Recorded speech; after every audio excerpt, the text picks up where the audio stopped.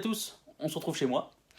Si je vous disais que vu qu'on est dans mon garage, qu'on se mette à faire un peu de tuning, de la customisation, eh ben on va pas parler voiture, hein.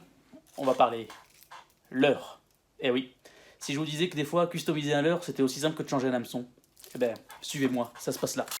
Quand on parle de customiser un leurre, bien souvent on pense à modifier sa couleur, ajouter de l'attractant, mais des fois ça peut être aussi simple que de changer un hameçon. Par exemple, changer les caractéristiques d'un poisson nageur. Ce leurre est un leurre flottant, donc quand je le relâche, il flotte. En utilisant une série d'hameçons un peu plus forte de fer, comme la 75-54, qui est 2 fois renforcée, on a un hameçon qui est plus fort de fer, donc qui est plus lourd. Et bien sur le même poisson nageur, au lieu qu'il devienne flottant, on le fait devenir coulant. Ça, c'est une des premières modifications très simples à faire et qui peut vous permettre de jouer sur les densités de vos poissons nageurs. Ensuite, l'autre modification que l'on connaît depuis déjà un petit moment, c'est les trailers. Mais les trailers, on connaît la plume.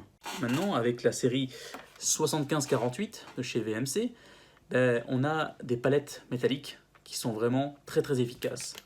Je l'ai monté sur un gearbait et j'aime vraiment sur les gearbaits parce que cette palette, elle bouge quand on anime le leurre, mais elle continue à bouger, à donner des éclats et à vibrer, même à l'arrêt. Mais on peut le mettre sur un gearbait, on peut le mettre sur un crankbait, on peut le mettre sur un lipless, on peut vraiment mettre sur tout, hein. On peut le mettre sur un swimbait, c'est vraiment où votre imagination vous amènera. Et moi, je le mets surtout, c'est sur un jigging rap. Ça, les perches, elles en raffolent. Donc vraiment, la customisation, on peut la faire aussi très simplement avec des hameçons. Vous devriez essayer.